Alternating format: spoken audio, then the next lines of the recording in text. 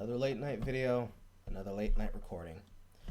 Now that we understand who we're talking about and what we're dealing with when it comes to understanding Art Edit Twitter and the people who bitch about the shit that they care about, let's understand and get a little bit more in depth with how disgusting Little Mermaid and the Mulan effect actually is.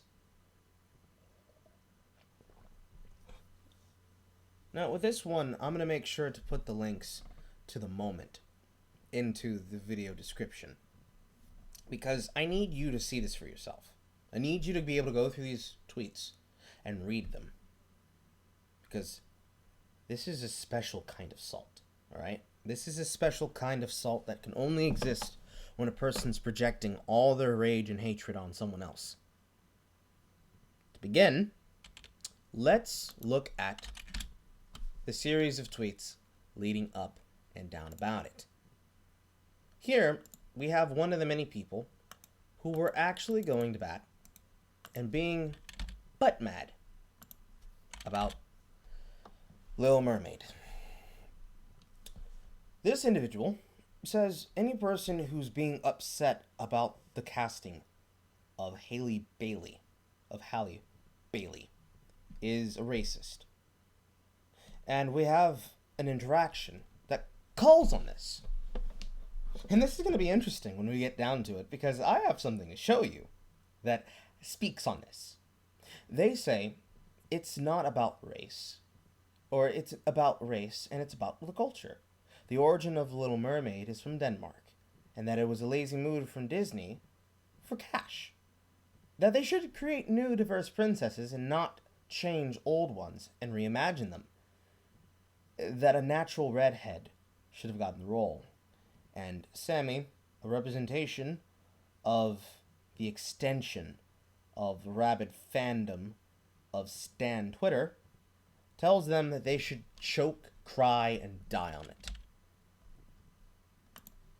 This is an extension of what we've seen with almost all of it before. I talked about this before, about how evil art is not the only one who this has happened to. This being the white Black Panther that I was talking about earlier, last video. And of course the white Nessa that I was talking about. No, this goes a little bit further up and a little bit more into detail than something that may have been covered and seen. Namely, when Shu talked about the work on #NotMyAriel, we talked about it being manufactured. And the reason it was manufactured is because there was a whole lot of outrage, but not the actual thing that sparked it. Which is what led me to believe that a marketing campaign is out there making money about this. It has to be. When you look back at this and how it affected Mech Around in 42, there's no fucking way that there's an ad campaign firm that is making tailored posts meant to bring people who have these strong opinions about these things together. There's no way that there isn't someone who's monetizing that, because that's what drives the interactions on Twitter when it comes to inorganic posts. Companies making posts and getting people to have opinions, which then become them having aggressive stands, crowd around, and aggressively attack any person who talks about it. Shu talked about this. Matt Walsh talked about it. I talked about it. And the reason why I talked about it is because it started bringing itself up over and over again. Here from the article coverage that I made about the post itself on screen. As we go down it, we have examples of the same thing happening in other fandoms. For example, Star Wars, with the Rey and Kylo ship of Reylo. The actors Daisy Ridley and Adam Driver are very aware of the Stan shippers that keep trying to force them together in their works, telling them that this is a good idea and that Adam should divorce his wife. We see these things coming about. And even the people on their own sides are telling them that you're making them look bad. But it doesn't just stop there. Oh no. We have people who are willing to talk shit to the face of the actors. Namely, when Mark Hamill makes a tweet about how they had a missed opportunity where they could have had all the cast back together. What is it that Twitter's worried about? Other than representation of LGBT standards. Because the big gay lobby is going to get their ounce, and they need their 30 silver. It continues from there, where it devolved to the point where not only is Kathleen Kennedy refusing to actually own up to the things that they pushed before, and is trying to push Forces Female onto Nike. Not only are the actors, and not only are people dunking on the fact that Galaxy's Edge is empty because all the people who would have attended it were too busy kicking in Andy Knows shit, of which I highly disavow. No, it gets worse. It goes all the way to the point that it then infects itself into Mulan. Namely, this post from Cindy Pikachu. Cindy Chu makes a long post in which they claim that because Disney chose to strip out something that they already took from a work that they plagiarized, because they didn't include the work of Mushu, the mythical dragon, that was just outside the reach of what Disney wanted to focus on. That people were being upset and butt mad for no reason, which is an unjustifiable term. But their argument was that people were so butt mad about this, they just need to sit down, shut up, and just consume what Disney had to offer. Disney received flack about this, and they received flack about Little Mermaid. So, what do you think Disney did? Take a random guess. Because this goes along the same line as Disney with the story on them suing people who are running a lightsaber academy. This goes with the same line of them threatening to sue daycare centers because of them not liking something that they did when it came down to the topic of trademarks. No. It's not just as bad as what they were doing here with the refusal for them to allow the child to have Spider-Man on his grave. Although I do have good news about that story. It goes further beyond that. No. Oh, get a load of this shit. Okay? Freeform, if you didn't know, is owned by Walt Disney Corporation. And so, they made this statement on Instagram. Yes, the original author of The Little Mermaid was Danish. Ariel is a mermaid. She lives in an underwater kingdom in international waters and can legit swim wherever she wants, even though that often upsets King Triton absolute zaddy. But for sake of argument, let's say that Ariel too is Danish. Danish mermaids can be black, because Danish people can be black.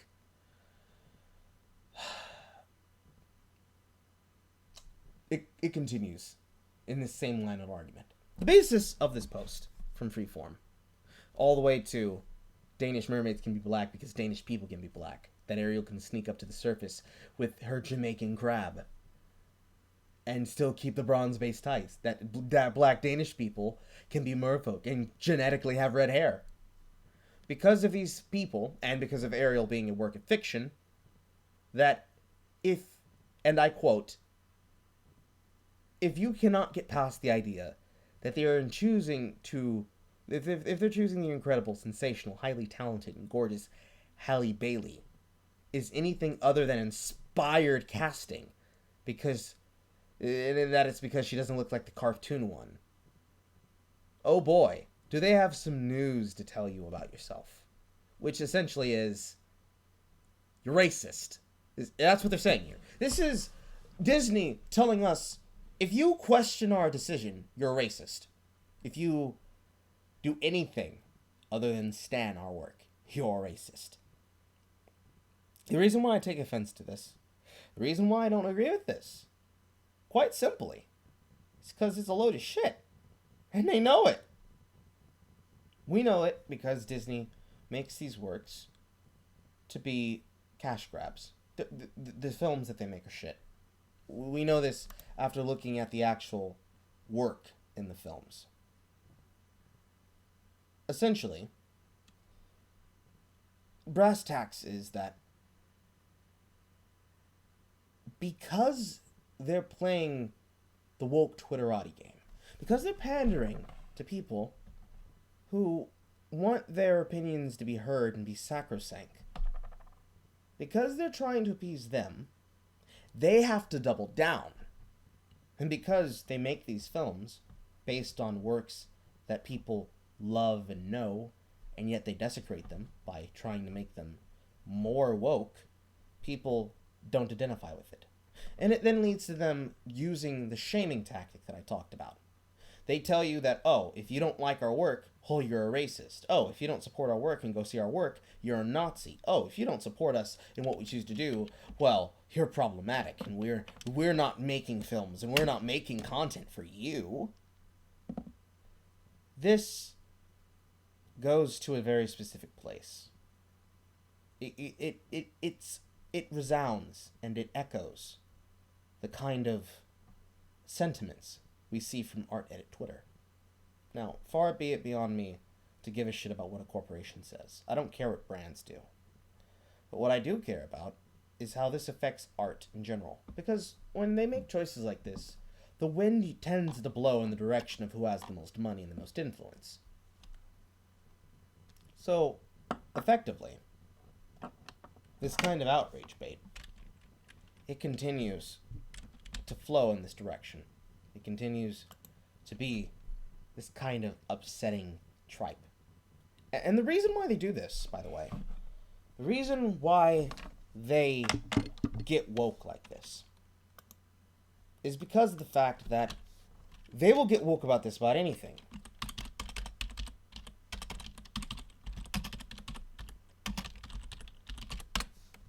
For example, when they talk about the cast of the film, if I can even find the article. Can I even find the article? I don't think I can. Ah, here we go. We have people who they'll cast their films, and the problem that they'll see and that they get is that they're going to look for the kind of people that are the kind of individuals who would have been in the area inside of the work that they want to make. For example, when they were casting Aladdin, they were looking for Bollywood and Arab actors. Now, the reason why this is technically not great and bad is because of the fact that they were upset about this. Namely, because for them to cast who they cast, they cast Naomi Scott, and she's British. So she's not Arab, she's not from the Middle East, she's not of Middle Eastern descent. She's Indian, and she's also British. Far be it beyond me to say who it should be and who shouldn't be, but you get posts like this, where they tell you Naomi Scott should have been Batgirl so that Jasmine could be played by a Middle Eastern woman, and that they're so tired of Hollywood not understanding how to cast POC. It's the parody spiral. As it says in the article, that to cast a British Indian actress such as Jasmine is proving to be controversial, that after the announcements, some fans were disappointed that it didn't go to a Middle Eastern actress. Because of this entrenchment of this ideology of pandering to the most woke, and companies racing to be the most woke, you get the incitement and the ratcheting up of the escalation of the rhetoric and of the outrage and of the violence.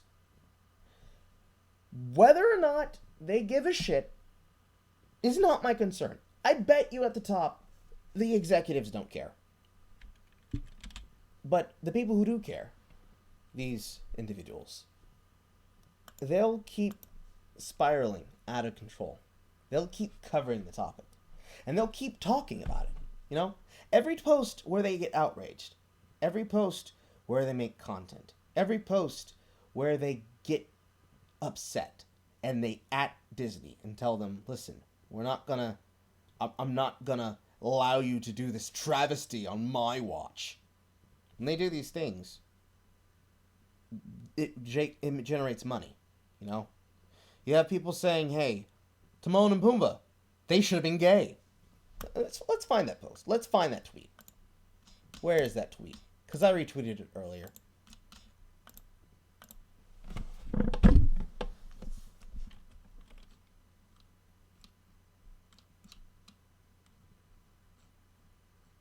Where is it?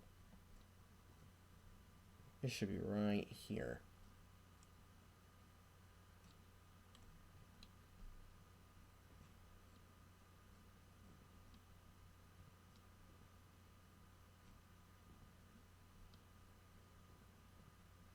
Here we go.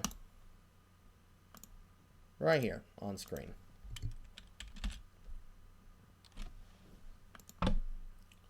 We get posts from things like this right here, where Sky News reports that between these two actors, Seth Rogen and Billy Eichner say that it's a mystery whether or not Timon and Pumbaa are gay. And they say that more family films should include big gay lobby characters. And we see them have a reaction to this. Because it's obvious bait, you know. This user calls it. It's obvious woke bait. And people talk about how, in the eyes of the gay lobby, that it's a very scary thing that male friendships can't exist. And Lisa Nani, calls it out and says and explains it very succinctly. And that it's an example of platonic male friendships. And that it doesn't always need to be an entrenchment of the gay boy. Because of Disney and this tactic that they use, and because of how it's somehow an unsolved sibling, it's a unsolved mystery on whether or not Simba and Nala of the Lion King fame are siblings, and it's just an example of an arranged incest marriage. It's the hyper essentialization of identity. It's a race to the bottom, and whoever gets to the bottom first gets the resources. The first one to claim something for their side wins. This is only going to get worse before it gets better. I can only hope that as we move forward and we see Little Mermaid and Mulan, the real adventures get made. I can only hope that when these films come out, that we'll see more examples of this, simply so that we can see how far and how bad they get. I imagine that when this comes to light, and as Disney continues to move forward with these live-action projects that they posted, that they had as unannounced, unplanned, unnamed projects, that as they push these things out, the more that they talk about them, the more that they cover them, the more people will begin to reject them. The woke left side of Twitter will get mad, saying that you're not going far enough. The normies will side with whomever they feel has the better argument. And the right side of Twitter, namely the political right side, they'll say, well, you didn't have to change it. We're not going to watch this. We're just going to watch the original classic. And I imagine that should be the correct answer here. If I'm saying anything, what I'm saying is be very wary of this. They've done this with Cinderella. They've done this with Maleficent. They've done this with Aladdin. They've done this with Beauty and the Beast. They've done it with The Lion King and all the people they chose for that project, which was in itself a dumpster fire. Because holy shit, you probably shouldn't hire a singer like Beyonce Knowles to be a voice actor because she doesn't understand what she's supposed to do. You know, as celebrity casting projects are wont to do. It's becoming obvious that the more cash grabby it becomes, the worse product it'll show out to be. I can only hope that it gets so bad, like The Lion King did when it premiered as rotten, that they'll lose the ability to even claim it's being racist. They won't be able to say, oh, the film didn't make money because it was racist. Oh, people online they wouldn't go see the film because they didn't support it because they were racist. I hope it keeps happening. Because if they keep premiering this as horrible films that do badly, even when they're buying reviews, I can only hope that they continue to do what they did to Captain Marvel with this. Because then we're going to see some real shit. And I can only wait for it then. I can only wait, and I can only hope and pray. I can only pray when March comes around next year that they do the same damn thing. But that's all I got, folks. Make sure you follow me on social media. Everything's listed down below. And make sure that if you're not me, you get a good night of rest. I'll see you next time, folks. It's your boy Carl. Make sure you have a good one. Good night, everybody.